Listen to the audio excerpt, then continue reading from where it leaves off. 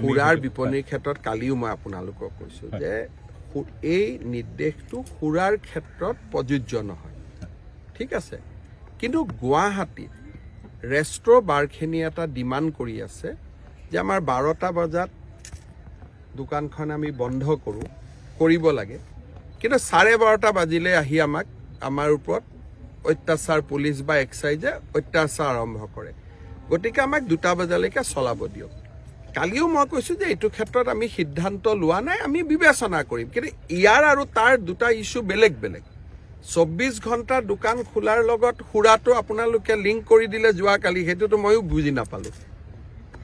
2টা সম্পূৰ্ণ বেলেগ বেলেগ ইস্যু। মই কৈছো যে গুৱাহাটীত কিছু এটা দাবী আছে যে 12টাৰ পৰা 2টা কৰি দিব পাৰি নেকি, তাকো যিখিনিয়ে ভাত তাত খাই মানে ৰেষ্টুৰেণ্টটো 12, তাৰ লগত যেনেকে চান্স পায়ে প্ৰতিদিনে খুদলি দিলে যে একদম সুৰাৰহে দিয়া হৈছে, এনেকুৱা কৰিব নাপায়। দুখীয়া মানুহৰ কাৰণে আমি কিবা এটা ভাল কাম কৰিছো, আপোনালোকে এনেকুৱা প্ৰশ্ন সুধিব নাপায়। এই যে মানসিকতাটো, মইতো কৈছো যে অসমৰ পৰিৱৰ্তন হলে মানসিকতাৰ পৰিৱৰ্তন হ'ব লাগিব। মই কৈছো 24 ঘণ্টা দোকান খোলা ৰাখিব, আপোনালোকে কোৱা নাই মন্দিৰ খোলা ৰাখিব নেকি, আপোনালোকে কোৱা নাই বাছ আস্থান খোলা ৰাখিব নেকি। আপোনালোকৰ মাইণ্ডটো লগে লগে মদত গৈছে যে মদৰ দোকান খোলা ৰাখিব নেকি। তাৰমানে এটা চিন্তা কৰক, আমি কিমান ঋণাত্মক পৰিৱেশত বাস কৰোঁ। কোনেও কিন্তু নুসুধিলে ছাৰ মন্দিৰো খোলা থাকিব নেকি, ছাৰ নামঘৰো খোলা থাকিব নেকি। ফটক কৰি প্ৰশ্নটো সুধি দিলে যে মদো খোলা থাকিব নেকি।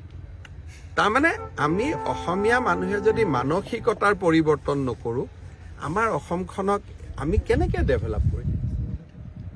ইমান মই বুজাই দিলোঁ যে সৰু সৰু দোকানীবিলাকক যাতে পুলিচৰ পৰা অত্যাচাৰ নাপায়, শ্ৰম পৰিদৰ্শকৰ পৰা অত্যাচাৰ নাপায়, বুজাই দিলোঁ যে বিহুৰ দিনা ৰবিবাৰ পৰিলে কি হ'ব, দুৰ্গা পূজাৰ দিনা ৰবিবাৰ পৰিলে কি হ'ব। কিন্তু আপোনালোকৰ মাইণ্ডটো মদত লাগি আছে। এইটো কোৱা নাই যে নামঘৰো খোলা থাকিব নেকি, মন্দিৰো খোলা থাকিব নেকি। সেইকাৰণে মই কওঁ যে জয়ন্ত বৰুৱাই আমাৰ গোটেই মানুহৰ মাইণ্ডবিলাক বেয়া কৰি দিলে, এজন মানুহে। ঠিক আছে, সুৰাৰ বিপণীৰ ক্ষেত্ৰত কালিও মই আপোনালোকক কৈছো যে এই নিৰ্দেশটো সুৰাৰ ক্ষেত্ৰত প্ৰযোজ্য নহয়, ঠিক আছে।